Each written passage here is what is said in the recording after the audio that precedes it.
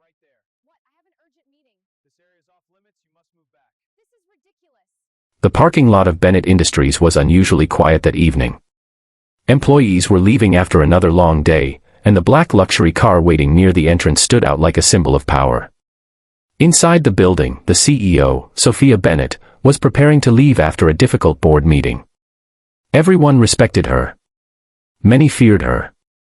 But no one expected that the person who would suddenly shout at her across the parking lot would be the quiet janitor everyone barely noticed.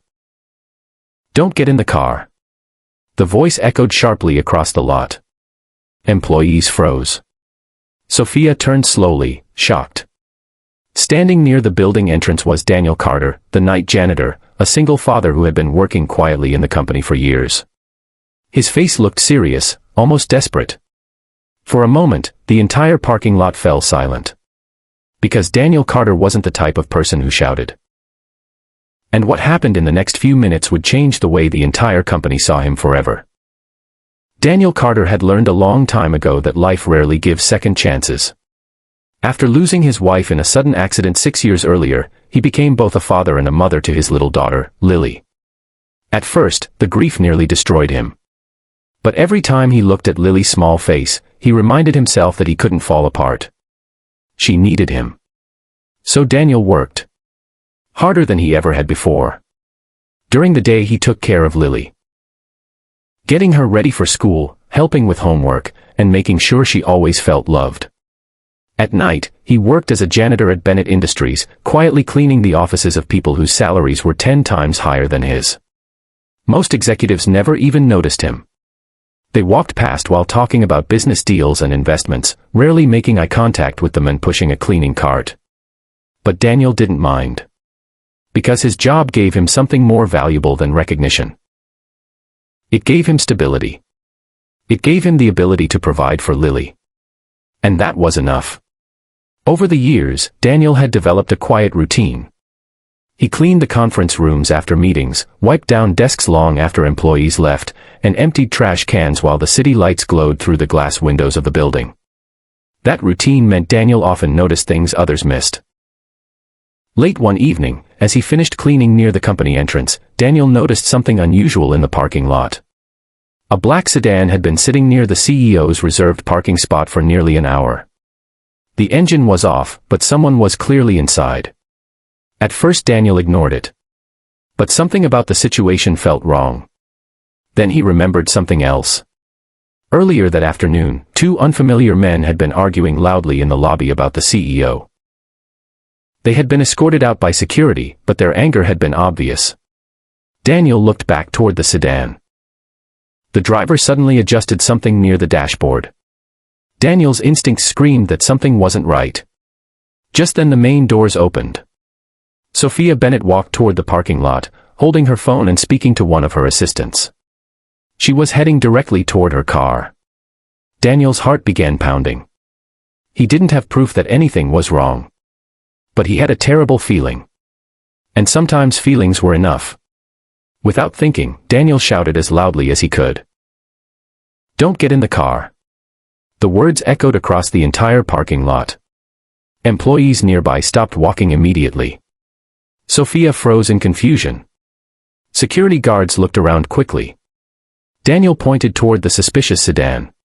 "Something's wrong." Security rushed toward the vehicle. Moments later, they discovered something shocking. The sedan had been tampered with. A dangerous device had been attached underneath the CEO's car. If Sophia had started the engine, the results could have been catastrophic. The parking lot filled with stunned silence. Employees stared at Daniel Carter, the quiet janitor who had just saved the CEO's life. But the biggest surprise was still coming. Because what Sophia Bennett did next would change Daniel's life forever. After security removed the dangerous device, the police arrived quickly to investigate. Employees whispered among themselves, still processing what had happened. Sophia stood quietly near the building entrance, staring at Daniel. He looked uncomfortable with all the attention. When the police finished asking questions, Sophia walked toward him. "You're Daniel, right?" He nodded nervously. "Yes, ma'am." Sophia studied him carefully. "How did you know something was wrong?" Daniel hesitated. I didn't know, exactly. Then why did you stop me? Daniel shrugged slightly. I'm a father, he said quietly. When you're responsible for someone's life, you learn to listen to your instincts. Sophia was silent for a moment.